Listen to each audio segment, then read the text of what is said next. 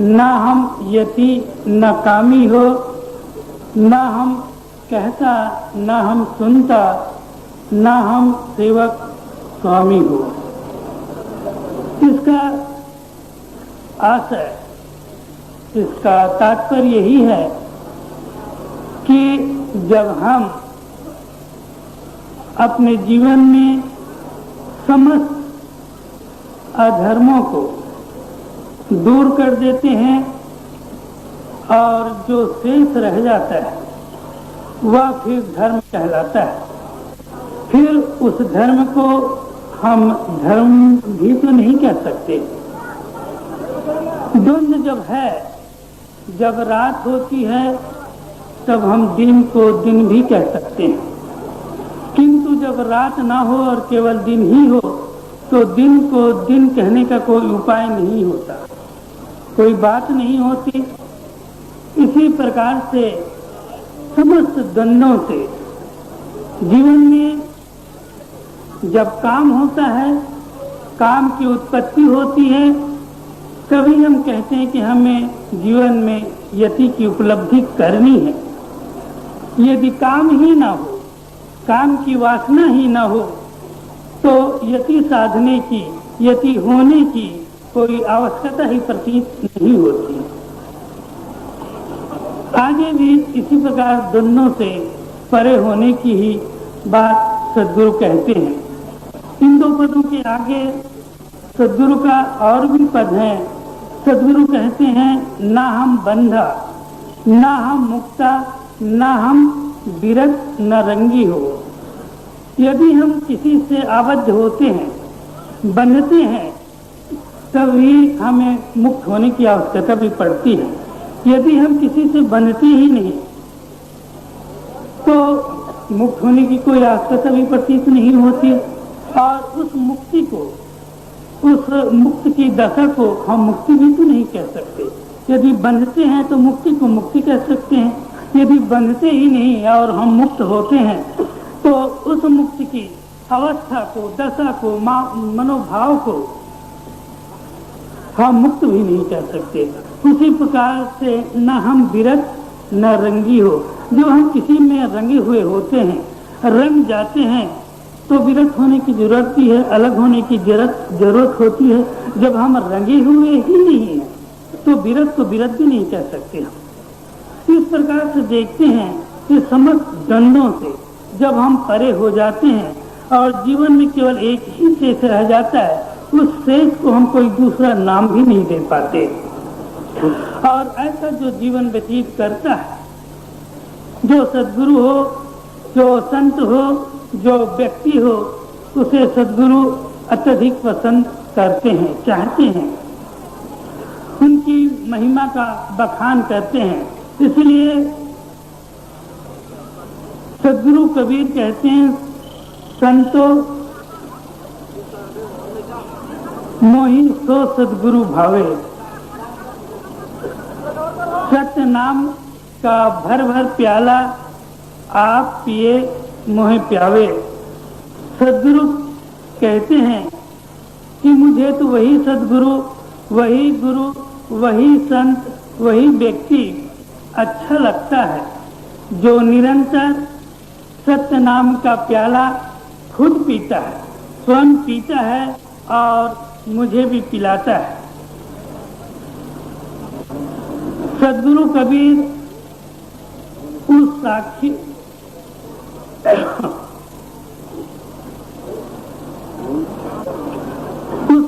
को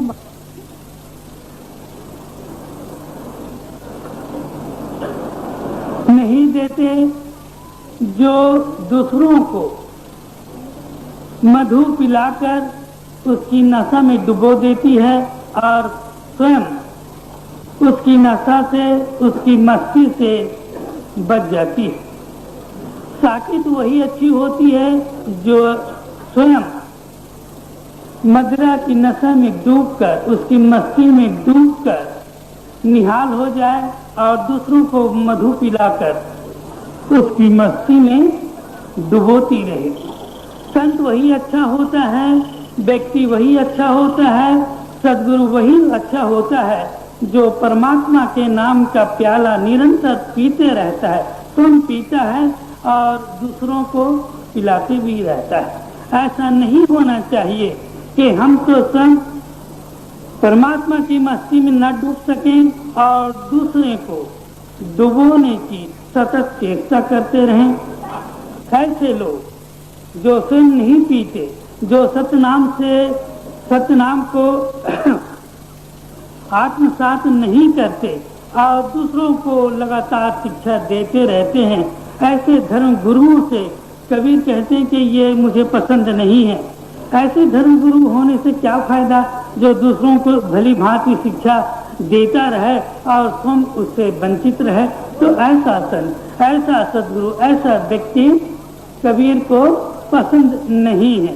कबीर को तो वही पसंद है जो सत्य नाम का प्याला निरंतर पीता रहे और दूसरों को भी पिलाता रहे। आगे कहते हैं सदगुरु, वो व्यक्ति होता कैसे है?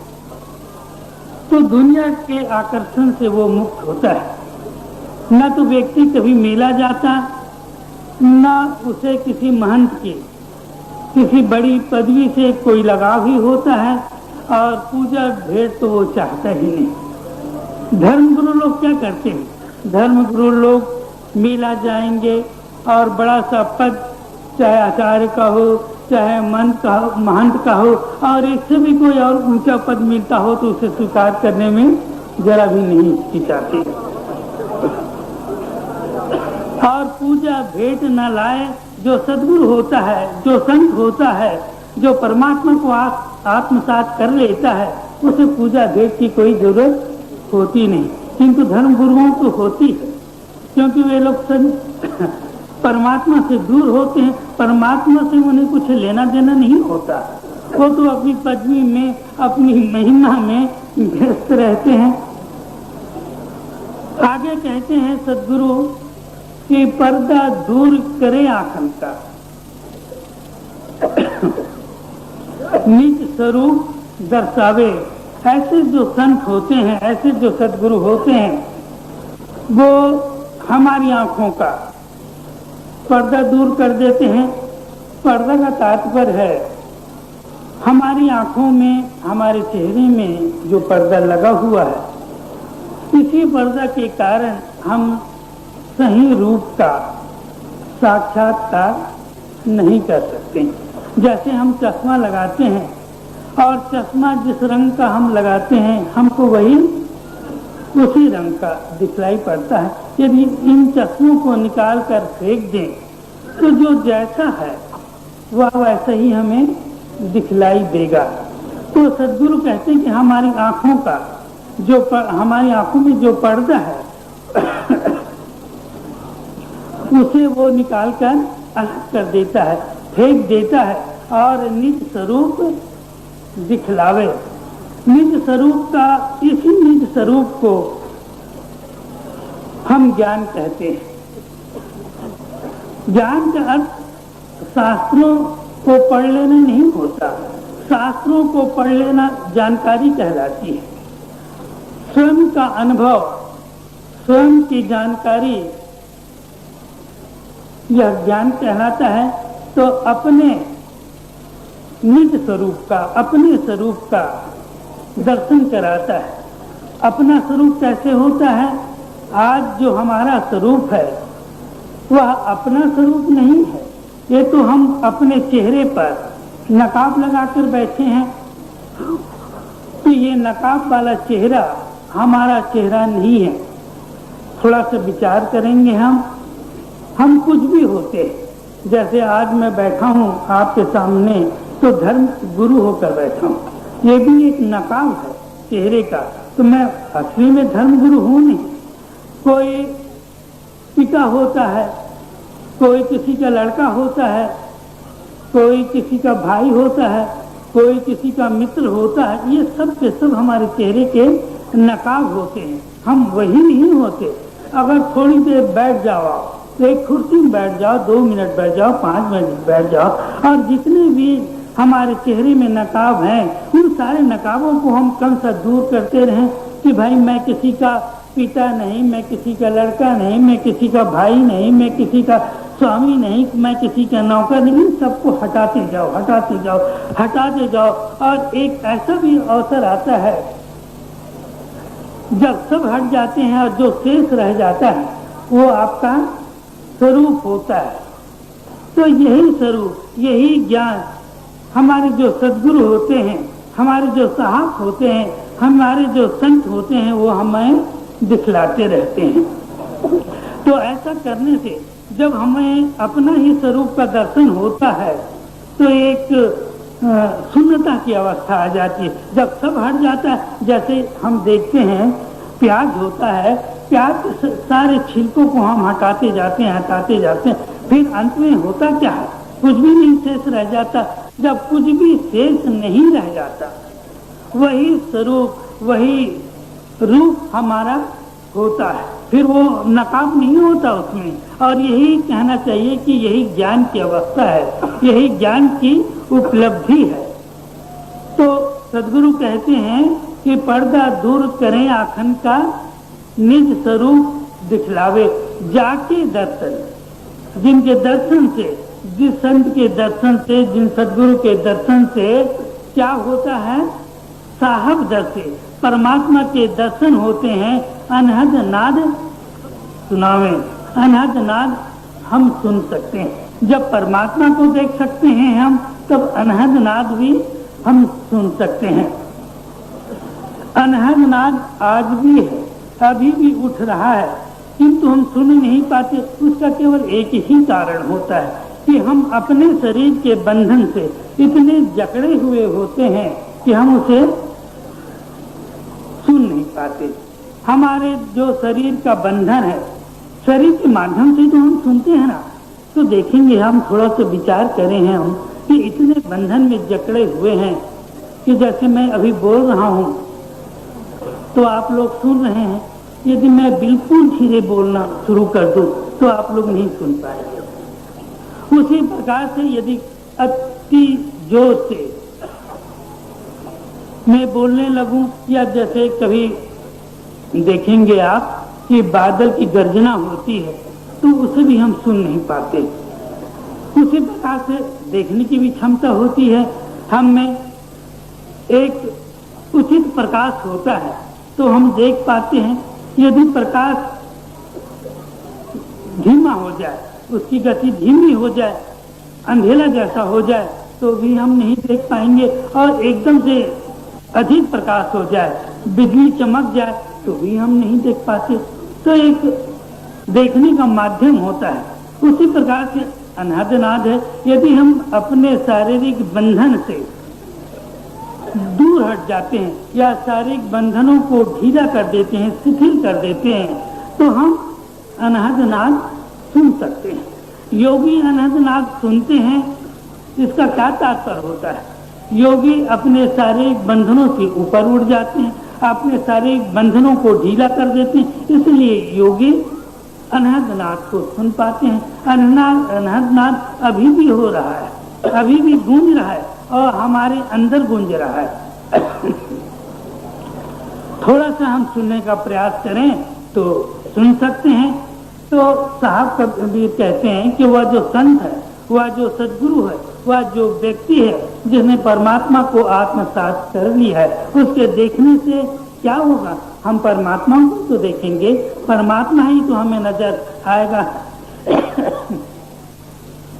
और जब परमात्मा नजर आता है तो अनहद नाद सुनते ही हैं हम। और जो ऐसा व्यक्ति है वो करता क्या है? माया के सुख दुख कर जाने, संग ना सुपन चलावे।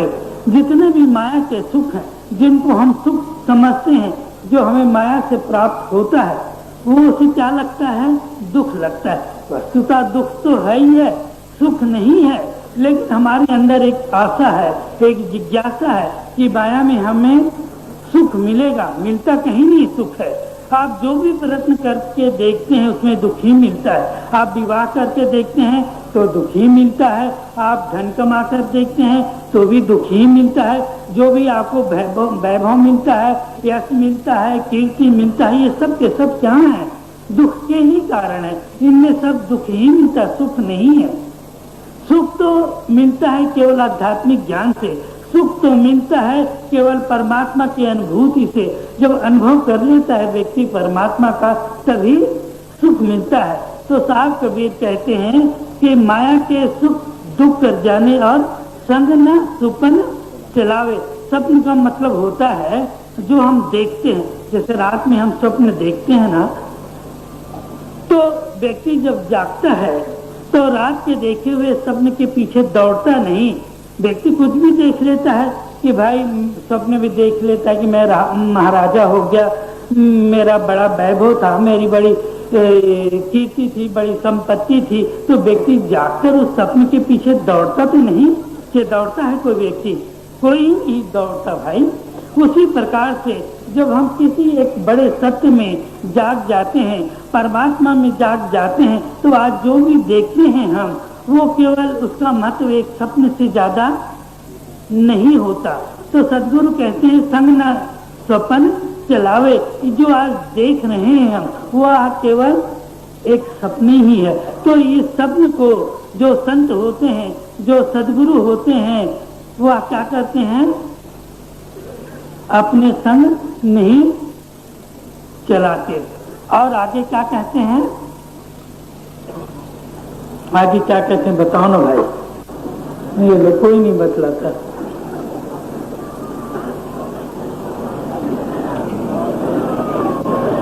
सद्गुरु कहते हैं कि जीवन में ऐसी स्थिति आ जाती है, तब वो व्यक्ति होता क्या है? क्या होता है? निर्भय हो जाता है और संसार में उसको किसी प्रकार का भय नहीं होता। ये जीवन की एक स्थिति है, एक अवस्था है, और इसी अवस्था को सद्गुरु ने सहज समाधि कहा है। यही अवस्था है जब जीवन में समाधि लगती है। जो समाधि सहज होती है वही तो समाधि होती है। और जिस समाधि के पीछे खींचातानी हो, आंख मूंद करके कान रूंद करके यदि समाधि लगती हो, उसका कोई महत्व नहीं होता। महत्व इसलिए नहीं होता कि आप आंख खोलेंगे ही और कान को बंद कर लिया उसे भी खोलेंगे ही। जब खोलेंगे तो समाधि, आपकी समाधि कहाँ रह जाएगी? उसका तो विनाश हो जाएगा, वो तो नष्ट हो जाएगा। तो साहब कबीर कहते हैं कि यह समाधि नहीं होती, समाधि तो सहज होती है, स्वाभाविक होती है। लग गई तो फिर लग गई। संतो सहज समाधि भली है, जब से दया भई सद्गुरु की, सूरत में अंत चली है। ये तो समाधि लगती है सूरती से, यह तो समाधि लगती है याद से, यह तो समाधि लगती है सतत स्मरण से। जब जीवन में परमात्मा का सतत स्मरण होता है, उसकी याद आती है, उसकी याद घनीभूत हो जाती है, तब होता क्या है कि हमारे प्रत्येक कार्य में परमात्मा ही तो होते हैं। उठने में, बैठने में, जागने में, सोने में, हर अवस्था में परमात्मा ही होते हैं। तो इस अवस्था को साहब क्या कहते हैं? सहज समाधि कहते हैं। परमात्मा को जो देख ले निरंतर, साहब कबीर कहते हैं, दुई दुई लोचन देखा हर बिन और न देखा, मेरा नैन रहे रंगलाई, अब बेगल कभू न जाई, हमारा भ्रम भव भागा, जब राम नाम चित लागा। मैंने अपनी नजरों से सारे संसार को खूब ढूंढ ढूंढ कर, खोज खोज कर देख लिया, किंतु मुझे केवल राम के, मुझे केवल परमात्मा के दूसरा नजर ही नहीं आता। जब परमात्मा ही परमात्मा सर्वत्र नजर आने लगते हैं तो जीवन की सहज समाधि हो जाती है। तो साहब कबीर कहते हैं, संतो सहज समाधि भली है, जब से दया भई सतगुरु की, सूरत न अंत चली है। सूरत फिर इधर उधर डामाडोल होती ही नहीं। और आज जब हम सूरती को बार बार पकड़ कर एकाग्र करना चाहते हैं तो हमारी सूरती एकाग्र नहीं हो पाती, क्योंकि जब सूरती भटकती है तो एकाग्र कैसे होगी? जब उसका भटकना बंद हो जाए तब तो एकाग्रता आएगी। तो इसलिए उसका भटकाव बंद होना चाहिए। आगे साहब कबीर कहते हैं, जल्दी से समाप्त कर दूं मैं। साहब कबीर कहते हैं कि जहां जहां जाऊं सोई परिक्रमा। जहां जहां मैं जाता हूं वही परमात्मा की परिक्रमा होती है। जो कुछ करूं तो सेवा। मैं जहां भी जाता हूं परमात्मा की परिक्रमा होती। साहब ऐसा नहीं कहते कि मैं परमात्मा की परिक्रमा करने के लिए किसी मंदिर में जाता हूं, किसी मस्जिद में जाता हूं, किसी चर्च में जाता हूं, किसी गिरजाघर में जाता हूं। ऐसा साहब नहीं कहते। यदि ऐसा कहते हैं तो परिक्रमा नहीं होती। आप किसी मंदिर में जाते हैं और उसका एक चक्कर लगा लेते हैं, आप फिर कहते हैं कि हमने परमात्मा की परिक्रमा कर ली। तो क्या परमात्मा इतना छोटा है जिसकी परिक्रमा आप कर लेते हैं? नहीं, परमात्मा तो सारे संसार में अनस्यूत है, सारे संसार में रम रहा है। कैसे आप उसकी परिक्रमा कर पाएंगे? एक मकान को घूम लेंगे तो आप परमात्मा की परिक्रमा हो जाएगी? कभी नहीं होगी। इसलिए साहब उसके पक्षपाती नहीं है। साहब तो कहते कि मैं जहां जहां जाता हूं वही तो परमात्मा की परिक्रमा है भाई। और क्या उसकी परिक्रमा होगी जब परमात्मा मुझ में अनुस्यूत है, परमात्मा मुझसे अलग होते ही नहीं। इसलिए मैं जहां जाता हूं उनकी परिक्रमा होती है। और जो कुछ करूं तो सेवा, जो कुछ भी मैं कार्य कर रहा हूं, मेरा जीवन का हर कृत्य उसकी सेवा होता है। सेवा करने की कोई जरूरत नहीं है। हम लोग कहते हैं भाई कि भाई संतों की सेवा करो, गुरु की सेवा करो। तो गुरु किसकी सेवा करते हैं आप? जो आपसे अलग होता है। गुरु आपसे अलग होते हैं, संत आपसे अलग होते हैं। सेवा उसी की जाती है जो हमसे अलग होते हैं, जो हमसे पृथक होते हैं, उन्हीं की तो सेवा करते हैं ना आप। तो साहब कबीर कहते हैं ऐसा नहीं है, मैं किसी दूसरे की सेवा करता ही नहीं। मेरा हर कार्य ही तो सेवा है। मैं खा रहा हूँ वो भी सेवा है, पी रहा हूँ वो भी सेवा है, उठ रहा हूँ वो भी सेवा है, बैठ रहा हूँ वो भी सेवा है। सब कुछ तो सेवा ही सेवा है। हर कार्य में तो मेरा परमात्मा विद्यमान है, इसलिए सेवा है। सेवा के लिए अलग जाने की जरूरत नहीं है। आज भाई मेरे जीवन से परमात्मा अलग होता तब तो मैं उसकी सेवा करता, सेवा का कोई विशेष महत्व होता। किंतु परमात्मा तो मेरे शरीर में, मेरे अंग अंग में, मेरे रोम रोम में रम रहे हैं, तो अलग से सेवा करने की कोई जरूरत नहीं रह जाती। इसलिए मेरा हर कार्य, मेरा हर कृत्य ही परमात्मा की सेवा हो जाता है। जो कुछ करूं सो सेवा। जब सोऊं तब करूं दंडवत, पूजूं और न देवा। और मैं दंडवत करता हूं, जब सोता हूं तो परमात्मा का दंडवत होता है। अलग से दंडवत करने की कोई जरूरत नहीं रह जाती। कि रह जाती है? नहीं रह जाती, कोई जरूरत ही नहीं रह जाती। आगे साहब कबीर कहते हैं कितना व्यापक भाव है। व्यक्ति जब परमात्मा को जान लेता है तो फिर उसके जीवन में कुछ शेष रह ही नहीं जाता। साहब कबीर कहते हैं कहो सो नाम, सुनो तो सुमरन। क्या कहते हैं? जो मैं कहता हूं वो क्या है? परमात्मा का नाम ही तो है। और जो सुनता हूं वो परमात्मा का सुमरन ही तो है। कोई साहब कबीर कहते कि मैं दूसरी बात ही नहीं सुनता। कौन सुनता है? कोई सुनता ही नहीं। अरे भाई शब्द निरंतर से मन लागा, मलिन वासना त्यागी, उठत बैठत सोवत जागत ऐसी तारी लागी। जिसकी तारी लग गई उसके जीवन में परमात्मा की खुमारी तो चढ़ती ही है ना। जो फकीर, जो संत, जो सदगुरु उसके नाम का प्याला पी चुका हो, उसकी मस्ती में डूब चुका हो, उसके रंग में पक चुका हो, वो कैसा संत होगा? विकट संत होगा ना। फिर उसकी कृतियों की अलग अलग कोई व्याख्या नहीं की जाती। ना तो अलग प्रणाम करता है, ना वो परिक्रमा करता है, ना वो कुछ भी करता। आगे साहब कबीर कहते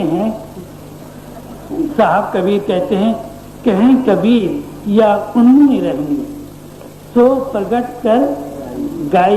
या तो उन्मुनी रहनी मतलब ये कबीर का बड़ा उत्तम शब्द है।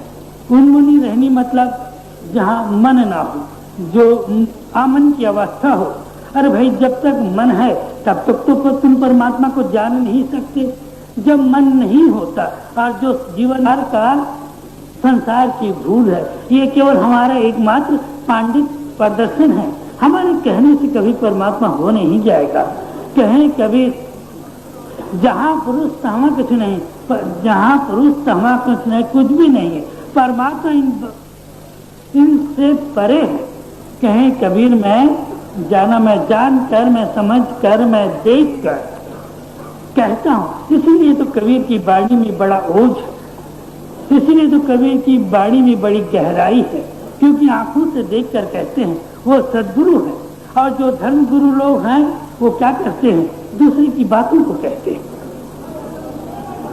दुनिया के जितने भी धर्म गुरु हैं वो कहना चाहिए कि सबसे बड़े क्या है? कंगाल है। इनके पास अपनी कुछ भी संपत्ति नहीं होती, और सद्गुरु के पास अपनी निजी संपत्ति होती, अपना निज का अनुभव होता है। दुनिया के किसी भी धर्म गुरु के पास जाएं, आप पूछें कि महामाना आप 2 शब्द तो कहिए, तो वो गीता के 2 श्लोक कह देगा। अरे भले मारे, उसमें सब तो हम भी जानते, अरे गीता तो हम भी जानते, आपने क्या जाना है आज तक? ये भी तो कहो आप। तो कोई धर्म गुरु कहने के लिए नहीं है। बुद्ध के अनुयायियों के पास जाओ, उनके जो धर्म गुरु हैं तो क्या कहेंगे? बुद्ध की वाणी कह देंगे। अरे भले मारे, बुद्ध की वाणी तो हम भी पढ़ते हैं, महावीर की वाणी तो हम भी पढ़ते हैं, कबीर की वाणी तो हम भी पढ़ते हैं, वाणियों को तो हम भी पढ़ते हैं, लेकिन आपका निज का अनुभव क्या है? उन्हें बतलाओ, उन्हें सुनाओ। तो धर्म गुरु कंगाल होते, कुछ भी नहीं कह पाएंगे। ये तो कह पाएंगे जो सद्गुरु होंगे, जो वही अपना अनुभव कह पाएंगे। तो जो अपने अनुभव में जीता है उसका जीवन बड़ा विस्तृत होता है, बड़ा गहरा होता है, और उसे ही सहज समाधि लग पाती है। तो सज्जनों, आप लोग जितने भी हैं सभी साहब कबीर के अनुयायी हैं, इसलिए आपके जीवन में सहज समाधि का होना अनिवार्य है, और वही जीवन की अंतिम दशा भी होती है। अब मैं यहीं अपनी चर्चा समाप्त करता हूँ।